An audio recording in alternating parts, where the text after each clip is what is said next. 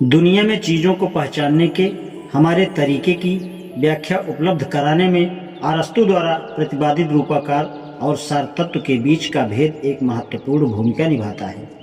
जब हम चीज़ों को ढूंढ लेते हैं तो हम उन्हें विभिन्न समूहों अथवा श्रेणियों में वर्गीकृत कर देते हैं। मैं एक घोड़ा देखता हूँ, फिर दूसरा और फिर कई और। सारे घोड़े एक जैसे नहीं हैं, किंतु उनमें आपस में कोई समानता है और यह समानता घोड़े का रूपाकार है। अन्य जो कुछ विभेदक या निजी है, एकल है, वह घोड़े के सार तत्व से संबंध रखता है।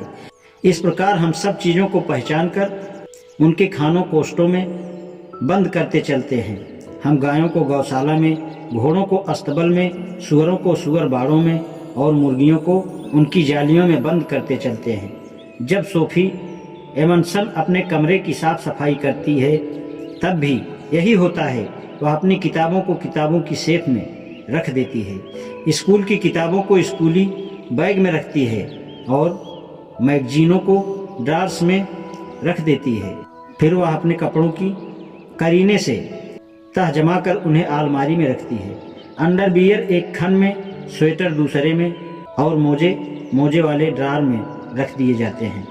ध्यान करो, यही वर्गीकरण हम अपने दिमाग में करते हैं। हम पत्थर की बनी चीज़ों, ऊन की बनी चीज़ों और रबड़ की बनी चीज़ों को अलग अलग कर देते हैं। इसी प्रकार हम जीवित और मृत चीज़ों को अलग अलग रखते हैं और ऐसे ही हम सब्जी, जानवर और मनुष्यों में भेद करते हैं। समझ रही हो सोफी? अरस्तु प्रकृति के कमरे में एकदम पूरी साफ सफाई करना चाहता था। उसने यह दिखाने का प्रयास किया कि प्रकृति में प्रत्येक चीज़ किसी अलग श्रेणी अथवा उप श्रेणी में आती है। हर्मीज एक जीवित प्राणी है और भी विशिष्ट रूप से एक जानवर, और खासियत ढूंढे तो रीढ़ की हड्डी वाला जानवर, और भी खास एक स्तनपायी पशु, अतिरिक्त खास रूप से एक कुत्ता, और भी खास यह कि लेब्राडोर प्रजाति का कुत्ता, और भी खास रूप से एक नर लेब्राडोर। अपने कमरे में जाओ सोफी, फर्श से कोई चीज़ उठाओ, कोई भी चीज़ जो भी तुम उठाती हो, तुम देखोगे कि या उसे किसी श्रेणी या वर्ग में रखा जा सकता है।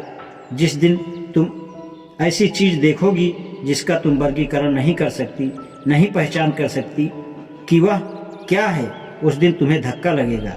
उदाहरण के लिए, यदि तुम एक छोटी अजीब चीज़ देखो और तुम निश्चित रूप से ये न बता सको कि क्या यह जानवर है, सब्जी है या एक खनिज है, तो मेरा विचार है कि तुम इसे छूने की हिम्मत नहीं कर सकोगी।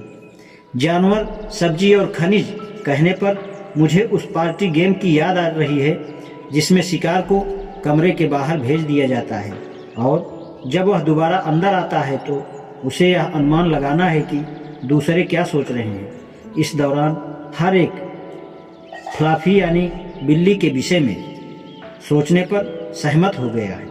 वह बिल्ली इस समय पड़ोसी के बाग में है। शिकार अंदर आता है और अनुमान लगाकर शुरू करता है। दूसरों को केवल हाँ या ना में जवाब देना है। यदि शिकार अरस्तु का एक अच्छा अनुयायी अरस्तुवादी है और इसी कारण वह शिकारी नहीं है तो गेम कुछ इस प्रकार चलेगा। क्या यह कंक्रीट ठोस है? हाँ। खनिज? नहीं। क्या ये जिंदा है? हाँ। सब्जी? नहीं। जानवर? क्या ये एक चिड़िया है? क्या ये स्तनपायी जानवर है? क्या ये इसके मायने? अरस्तु ने इस गेम का आविष्कार किया। हमें अफलातून को इस बात के लिए श्रेय देना पड़ेगा कि उसने आँख मिचौली के खेल का आविष्कार किया। हम डेमोक्रेट्स को पहले ही लेगो आविष्कार करने के लिए श्रेय दे चुके हैं। अरस्तु एक ऐसा कुशल संयोजक था जिसने हमारी धारणाओं, विचारों को स्पष्ट करने का बीड़ा उठाया। वास्तव में उसने तर्क के विज्ञान की नींव रखी। उसने वैध प्रमाणों और निष्कर्षों को संचालित करने वाले कई सारे नियम सिद्ध किए। एक उदाहरण काफ़ी रहेगा। यदि मैं सर्वप्रथम यह स्थापित कर दूं कि सारे जीवन प्राणी नाशवान हैं, प्रथम आधार वाक्य, और फिर यह स्थापित कर दूं कि हर्मीज एक जीवित प्राणी है, दूसरा आधार वाक्य, तो फिर मैं इस ज्ञान से यह निष्कर्ष निकाल सकता हूं कि हर्मीज नासवान है। यह उदाहरण दर्शाता है कि अरस्तु का तर्क शब्दावली के पारस्परिक संबंधों पर आधारित था। जो इस केस में जीवित प्राणी और नासवान है, भले ही कोई यह स्वीकार करे कि उपर्युक्त निष्क्रिय 100% वैध है, तो भी हम इसमें यह बात जोड़ेंगे कि यह हमें कोई नई बात तो नहीं बतलाता। हमें पहले ही मालूम था कि हर्मीज नासवान है। वह एक कुत्ता है और सारे कुत्ते जीवित प्राणी हैं। जो माउंट एवरेस्ट की चट्टान से भिन्न नासवान है।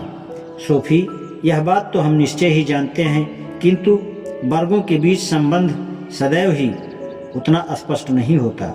यह जरूरी है कि हम समय समय पर अपनी धारणाओं को स्पष्ट करते चलें। एक उदाहरण, क्या यह वास्तव में संभव है कि छोटे छोटे चूहे के बच्चे वैसे ही अपनी माँ का स्तनपान करते हैं जैसे मेमने और खरगोश के बच्चे? चूहे निश्चय ही अंडे नहीं देते। मैंने अंतिम बार चूहे का अंडा कब देखा था, इसलिए वे छोटे जीवित बच्चे जन्मते हैं, उसी तरह जैसे सूअर और भेड़। किंतु हम जीवित बच्चे जनने वालों को स्तनपायी कहते हैं, और स्तनपायी ऐसे जानवर हैं जो अपनी माँ के दूध पर पलते हैं।